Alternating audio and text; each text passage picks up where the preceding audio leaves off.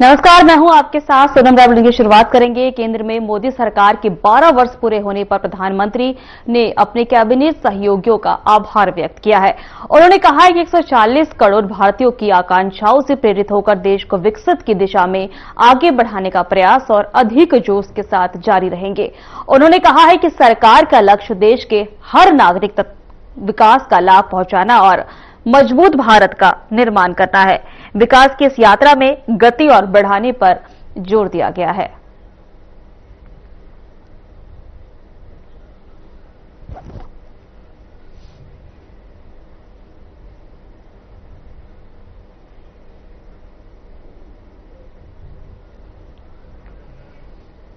भोपाल में GRP government railway police कर्मियों के लिए 15 दिवसीय रिफ्रेश कोर्स आयोजित किया जा रहा है। इस प्रशिक्षण का उद्देश्य रेलवे पुलिसिंग को और अधिक प्रभावी बनाना है, जिसमें चलती ट्रेनों में अपराध की जांच, विभिन्न जिलों के बीच बेहतर समन्वय और आपात स्थितियों में तेज कार्रवाई जैसे महत्वपूर्ण पहलुओं पर खास ध्यान दिया गया है। तो वहीं इस पहल का मकसद जिला पुलिस और रेलवे पुलिस के काम करने के तरीकों के बीच अंतर को कम करना है और आधुनिक पुलिसिंग तकनीकों को मजबूत करना है। प्रशिक्षण के दौरान कर्मियों को रेलवे से जुड़े कानूनों की जांच की तकनीकी बारीकियों और टीम वर्क आधारित रणनीतियों की जानकारी दी जा रही है, ताकि वे किसी भी आपात स्थिति में तेजी से और प्रभावी कार्रवाई कर सके।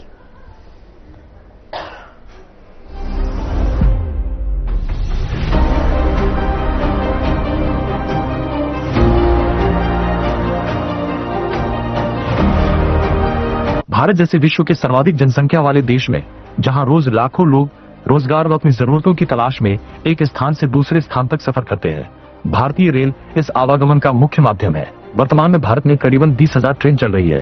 जैसे शरीर में रक्त धमनियों के माध्यम से जगह जगह पहुंचता है, उसी तरह भारतीय रेल भी भारतीय अर्थव्यवस्था को पोषित करने व लोगों के आवागमन की धमनी है।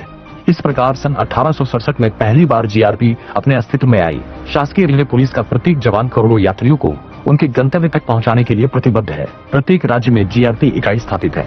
मध्य प्रदेश जीआरपी भी इसी इतिहास का हिस्सा है, जिसका ध्येय वाक्य सतत सुरक्षित यात्रा है। अपने इस ध्येय वाक्य को चरितार्थ करने के लिए जीआरपी मध्य प्रदेश पुलिस लगातार संपत्ति संबंधी अपराधों की रोकथाम और पतारसी, मादक पदार्थों की तस्करी, महिला एवं बच्चों की सुरक्षा को सुनिश्चित करने एवं अन्य अपराधों की रोकथाम कर यात्रियों की सुरक्षा सुनिश्चित करती आ रही है। इसके अतिरिक्त रेल दुर्घटनाओं में सहायता हेतु सक्रिय भूमिका निभाने से लेकर विभिन्न नवाचारों के माध्यम से देश के हृदय स्थल मध्य प्रदेश जीआरपी ने आम जनमानस के मन में विश्वास अर्जित किया है। मध्य प्रदेश जीआरपी की संरचना में रेल मुख्यालय जीआरपी मध्य प्रदेश भोपाल में स्थित है, जिसमें अतिरिक्त पुलिस महानिदेशक पद के पुलिस अधिकारी मुखिया के रूप में पदस्थ रहते हैं। वर्तमान में नवागत श्री राजा बाबू सिंह हमारे एडीजी रेल है। मध्य प्रदेश जीआरपी के अंतर्गत संपूर्ण क्षेत्र को, जिसमें इकाई प्रमुख के रूप में पुलिस अधीक्षक रेल की पदस्थापना है। प्रत्येक इकाई प्रमुख का क्षेत्राधिकार जीआरपी मैनुअल के हिसाब से निर्धारित है। शासकीय रेल पुलिस में यात्रियों की सुरक्षा सुविधा व अपराध नियंत्रण के लिए समय समय पर कई नवाचार भी किए हैं, जिनमें मुख्य रूप से QIRT quick investigation response team अपराध की सूचना पर चलती ट्रेन में FIR करना व तत्काल विवेचना शुरू करने के लिए ड्यूटीरत team, 2 MP GRP help app मॉपर जीआरपी का सॉफ्टवेयर, जिसमें SOS बटन दबाने पर यात्री की लोकेशन शेयर हो जाती है, जिससे त्वरित गति से मदद की जा सकती है। 3 अपनी सवारी भरोसे वाली पुलिस सब कैबिन सवारी ऑटो, जिनमें QR कोड के माध्यम से संपूर्ण जानकारी मिल जाती है। 4 पटरी की पाठशाला, रेल पटरी के आसपास की बस्तियों में शिक्षा के माध्यम से सुरक्षा व नशा मुक्ति से जागरूकता का संदेश देना व अन्य समय समय पर चलाए जाने वाले अभियान, महिला सुरक्षा संवाद, साइबर जागरूकता, नशा मुक्ति संदेश, मुस्कान अभियान इत्यादि है। यद्यपि मध्य प्रदेश जीआरपी सतत यात्रियों की सेवा में संलग्न है, किंतु कार्यों के दौरान जीआरपी को कई चुनौतियों का सामना करना पड़ता है, जिसमें मुख्यतः बल की कमी, काम के अनियमित घंटे, नए कानूनों व प्रक्रियाओं का समावेश, जन अपेक्षाओं के कारण उपजा तनाव है। इन्हीं समस्याओं को दृष्टिगत रखते हुए हमारे नवागत अतिरिक्त पुलिस महानिदेशक महोदय श्री राजा बाबू सिंह सर ने ये विचार सभी के साथ सार्वजनिक रूप से साझा किया और उसी विचार के प्रतिफल के रूप में एक परिष्कृत रिफ्रेशर कोर्स तैयार किया गया है, जिसमें जीआरपी पुलिस के मानसिक एवं बौद्धिक विकास के लिए विभिन्न प्रकार के प्रशिक्षण विशेषज्ञों के माध्यम से प्रदान किए जाएंगे। जीआरपी कर्मचारियों की शारीरिक व मानसिक दक्षता पर विशेष ध्यान देकर जीआरपी की तीनों इकाइयों के प्रत्येक थाना स्तर पर कर्मचारी और अधिकारियों को सुबह सुबह PT, एक्सरसाइज, योगा एवं अनुशासन के लिए परेड कराई जा रही है।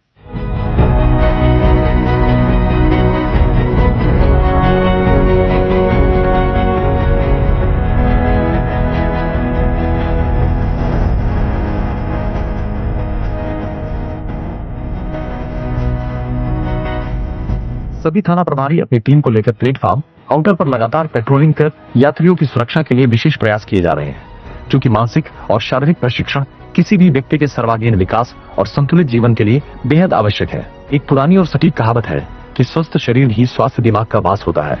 हमें ये बताते हुए भी अत्यंत प्रसन्नता हो रही है कि हमारे वर्तमान अतिरिक्त पुलिस महानिदेशक महोदय श्री राजा बाबू सर, जो नवाचारों एवं अपने समग्र दृष्टिकोण के लिए जाने जाते हैं, इसके पूर्व की अपनी एडीजीपी प्रशिक्षण पदस्थापना के दौरान जैव विविधता व पर्यावरण संरक्षण के लिए जो कार्य किए है, पीटीएस तिघरा ग्वालियर में police eco project PTS Tighra project में पर्यावरण संरक्षण का एक नया कीर्तिमान स्थापित किया है, वो भी बिना शासकीय बजट का उपयोग किए। साथ ही पीटीएस उज्जैन में भी पौधारोपण किया गया है। उनके सम्मान में सर को राज्य स्तरीय वार्षिक जैव विविधता पुरस्कार 2025 से सम्मानित किया जाता है। सवाल बस अभी कितने लगा दिए हैं और कितना लक्ष्य है? और 16,000 करीब विभिन्न प्रजाति के विभिन्न स्पेसी के हमने प्लांट्स लगा दिए। अभी जुलाई अगस्त में 14,000 नए पौधे अच्छी हाइट के हेल्दी प्लांट्स लगाने का लक्ष्य है। दाताबंदी छोड़ गुरुद्वारा ग्वालियर की जो नर्सरी है, उनके जो मेन संस्था के लोग हैं, पंजाब बैठे हैं, उन्होंने 11,000 पौधे देने का कमिटमेंट किया है मिक्स प्लांट का। हमें गर्व है कि हम सर के नेतृत्व में सफलता के नए आयाम रचेंगे और मध्य प्रदेश जीआरपी को और ऊंचे मुकाम पर लेकर जाएंगे।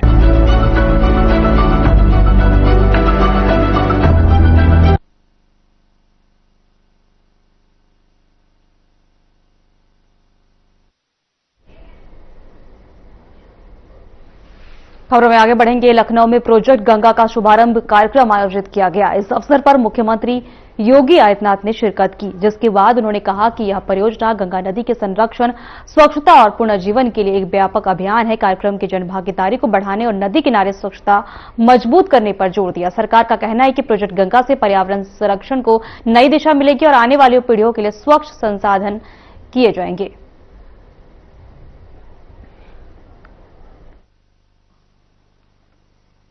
प्रोजेक्ट गंगा के आज के लॉन्चिंग कार्यक्रम के अवसर पर आयोजित इस समारोह में मेरे साथ उपस्थित प्रदेश सरकार में मंत्रिमंडल के मेरे वरिष्ठतम मंत्री, वित्त और संसदीय कार्य विभाग के मंत्री श्री सुरेश कुमार खन्ना जी, प्रदेश के आईटी एंड इलेक्ट्रॉनिक्स विभाग के मंत्री श्री सुनील कुमार शर्मा जी, प्रदेश के यूपी ट्रांसफॉर्मेशन कमीशन के सीईओ श्री मनोज कुमार सिंह जी, अवस्थापना और औद्योगिक विकास के आयुक्त अपर मुख्य सचिव वित्त श्री दीपक कुमार जी, प्रमुख सचिव IT and electronics Shri Alok Kumar ji, MSME के प्रमुख सचिव समेत यहां पर उपस्थित सभी हमारे प्रशासनिक अधिकारीगण, हिंदुजा ग्रुप के सीईओ श्री चड्डा जी, हिंदुजा ग्रुप से जुड़े हुए सभी वरिष्ठ अधिकारीगण, जनपदों से जुड़े हुए हमारे सभी अधिकारीगण, मैं सबसे पहले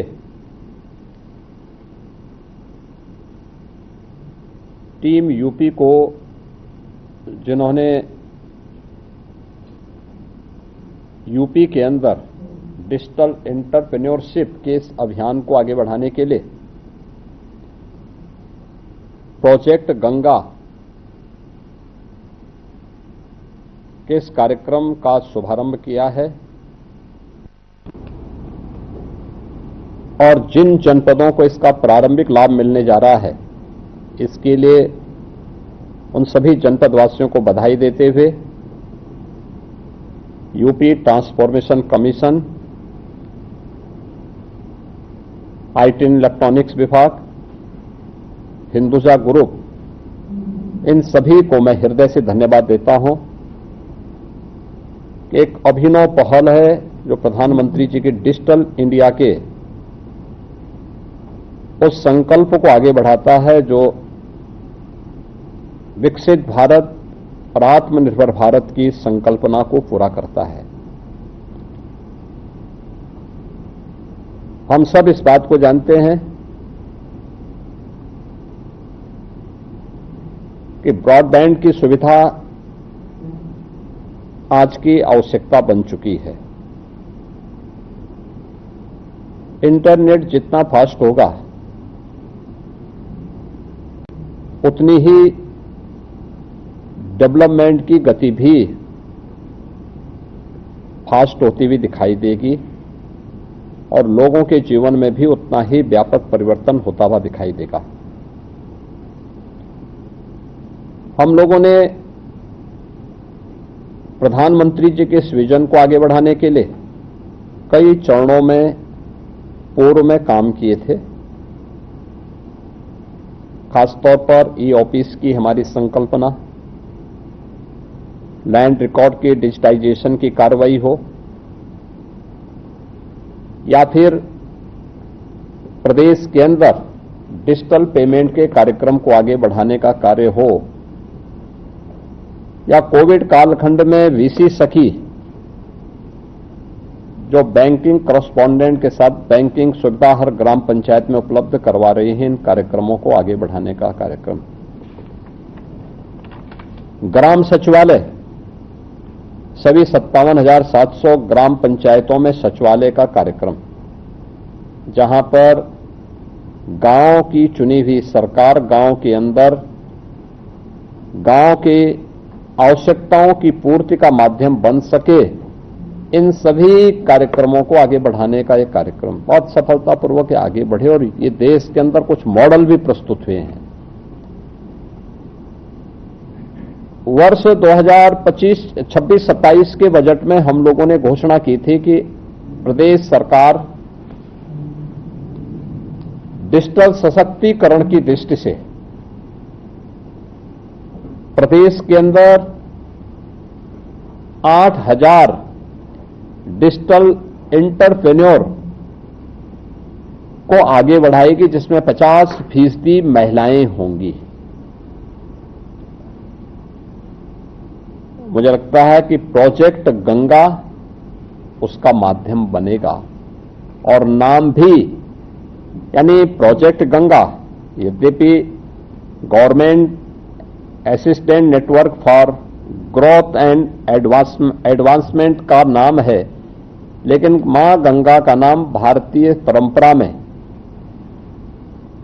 हिमालय से लेकर के यानी गंगोत्री से लेकर के गंगा सागर तक भारत की एक ऐसी जीवनदायिनी नदी के रूप में है, जिसने उत्तर भारत को यानी दुनिया की सबसे अच्छी उर्वरा भूमि उत्तर भारत को दी है और जिस भूमि से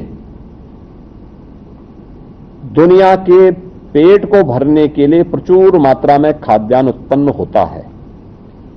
यानी आत्मनिर्भर भारत की संकल्पना का आधार, भारत की एकात्मता का आधार मां गंगा बनी है और आत्मनिर्भरता हो या विकसित भारत की उन संकल्पनाओं को जिसके लिए भारत के बारे में कहा जाता है कि ये कभी सोने की चिड़िया थी, तो मां गंगा के आशीर्वाद से ही संभव था। क्योंकि खाद्यान्न उत्पादन में भारत की भूमिका मां गंगा जैसी पवित्र नदियों के कारण ही संभव हो पाया है। और प्रोजेक्ट का नाम भी यानी इस पूरे अभियान का नाम ही प्रोजेक्ट गंगा है, तो मां गंगा का नाम जुड़ना अपने आप में एक सुखद अनुभूति इस पूरे कार्यक्रम के साथ करता है। इसके लिए प्रदेश के अंदर बहुत सारी स्कीम हमारी पहले से चल भी रही है। यानी यह अब तक डिजिटल एंटरप्रेन्योर जो कार्यक्रम आगे बढ़ना है, इस कार्यक्रम में लास्ट माइल डिजिटल कनेक्टिविटी की सुविधा हिंदुजा ग्रुप उन गांवों में उपलब्ध करवाएगा जहां पे वह डिजिटल एंटरप्रेन्योर अपना कार्यक्रम आगे बढ़ाएगा। उस व्यक्ति को फाइनेंशियल इंक्लूजन के साथ जोड़ने का काम प्रदेश सरकार की वे स्कीम करेंगी जो पहले से चल रही हैं। जैसे उत्तर प्रदेश के अंदर हम लोग सीएम युवा के नाम पर अपनी स्कीम चला रहे हैं। इसमें किसी भी ऐसे व्यक्ति को जिसे इस फील्ड में आगे बढ़ना है और अपना स्वयं का वह व्यवसाय प्रारंभ करना चाहता है, उस व्यवसाय को प्रारंभ करने के लिए प्रदेश सरकार उसे 5 लाख रुपए तक का गारंटी मुक्त, ब्याज मुक्त ऋण देती है और सिलेक्शन की प्रक्रिया के बाद उसकी ट्रेनिंग के साथ ही उसे 10% तक मार्जिन मनी भी उस कार्य को आगे प्रारंभ करने के लिए प्रदान करती है। और मुझे बताते हुए प्रसन्नता है कि लगभग 2 लाख यूथ आज के दिन पे सफलतम व्यवसायी के रूप में अपने कार्यक्रमों को आगे बढ़ाने में सफल हुए हैं। ये हमने गत वर्ष जनवरी 2025 में ये स्कीम आगे बढ़ाई थी और तब से लेकर के अब तक एक सफल मॉडल आगे बढ़ रहा है। हम इस पूरी स्कीम को जो भी सिलेक्शन होंगे, इसमें सबसे महत्वपूर्ण कड़ी होने जा रही है सिलेक्शन की। सिलेक्शन के बाद उनकी ट्रेनिंग की और उनके पास उस प्रकार के इक्विपमेंट आ सकें जिन इक्विपमेंट के माध्यम से फिर वह डिजिटल इक्विपमेंट के माध्यम से अपनी इन सेवाओं को दे सकें। और इसके लिए उनकी रुचि और उनके चयन की प्रक्रिया को जोड़ना और वहां की संभावनाओं को तलाशना। पहले चरण में हम 21 जनपदों को ले रहे हैं।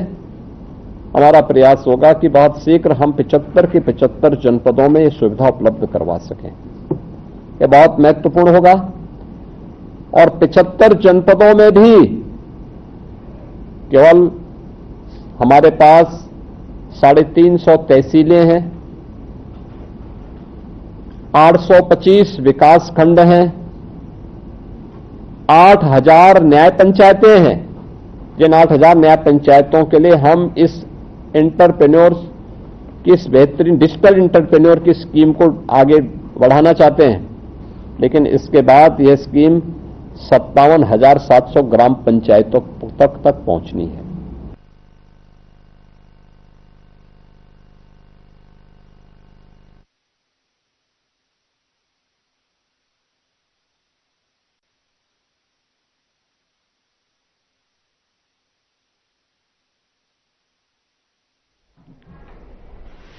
लखनऊ में प्रोजेक्ट गंगा को लेकर आयोजित प्रेस वार्ता में सरकार ने इस महत्वाकांक्षी योजना की प्रगति और भविष्य की कार्य योजना की जानकारी दी है। वहीं अधिकारियों ने बताया है कि यह परियोजना गंगा नदी के संरक्षण और स्वच्छता और पुनर्जीवन को समर्पित है। एक व्यापक अभियान है। इसका उद्देश्य केवल नदी की सफाई नहीं है, बल्कि इसे स्थायी रूप से प्रदूषण मुक्त बनाना और जन भागीदारी को बढ़ाना है। नमस्कार, आप सभी का इस प्रेस कॉन्फ्रेंस में स्वागत है।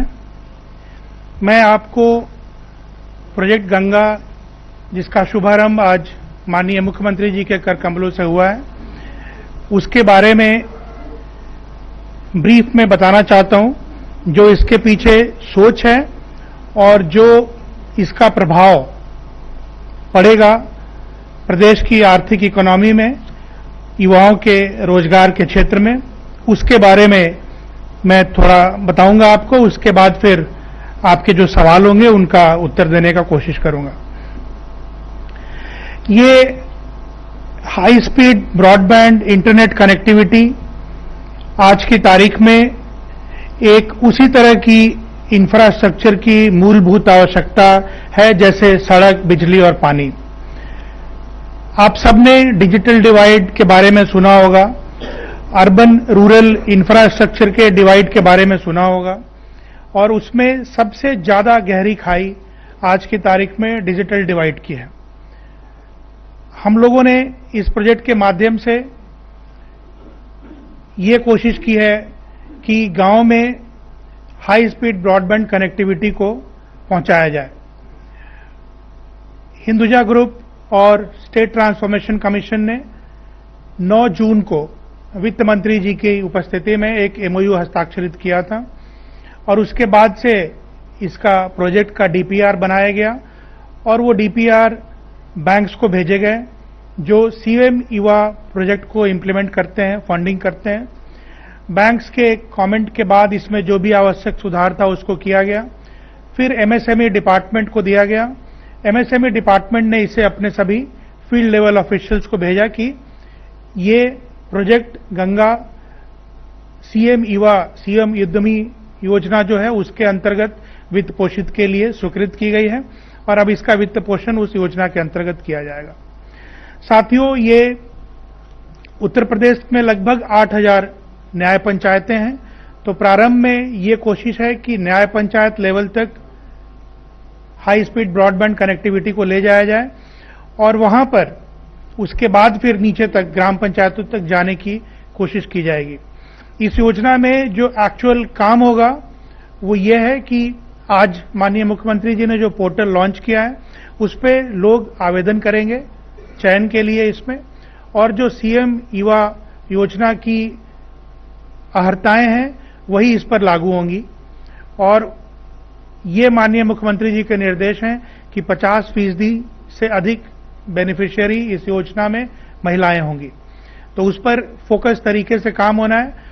बाकी लोगों के आवेदन आएंगे, उसके बाद उनको स्क्रीन करने के बाद स्क्रीनिंग के लिए हिंदुजा ग्रुप और जो सीएम युवा उद्यमी योजना के जो उसमें स्क्रीनिंग के मैकेनिज्म है उसके साथ उसकी स्क्रीनिंग होगी और चयन होगा। चयन के बाद उनको प्रशिक्षण दी जाएगी। ये अशोक लेलैंड के टीम द्वारा जो वन ओटीटी उन्होंने इसके लिए बनाया है, जिसके सीईओ विंसले साहब हैं, वो इस पे ट्रेनिंग का काम करेगी। और ट्रेनिंग के बाद फिर जो आज की तारीख में जहां तक उस चयनित ग्राम पंचायत के समीप में ब्रॉडबैंड कनेक्टिविटी पहुंची हुई है, अब वो ब्रॉडबैंड कनेक्टिविटी रेलटेल की हो सकती है या किसी और इंटरनेट सर्विस प्रोवाइडर की हो सकती है, वहां से लेकर और गांव तक ब्रॉडबैंड कनेक्टिविटी को ले जाने का या डालने का फाइबर, ये काम अशोक लीलैंड की जो कंपनी है वन ओटीटी उनके द्वारा किया जाएगा। और उस गांव के अंदर सर्कुलर फॉर्म में ये फाइबर ले किया जाता है।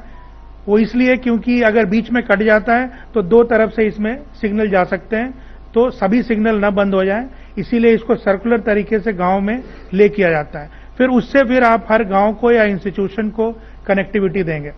इसमें यह अनुमान है कि अगर 350 से 390 रुपए प्रति माह अगर वो कनेक्शन लेने वाले पे करते हैं तो 7 से 8 महीने के बाद जो ये एंटरप्रेन्योर हैं, डिजिटल एंटरप्रेन्योर, उनको 20,000 रुपए प्रति माह से लेकर आमदनी शुरू होगी और कनेक्शंस बढ़ने के बाद ये आमदनी उनकी 1 लाख रुपए प्रति माह तक जा सकती है।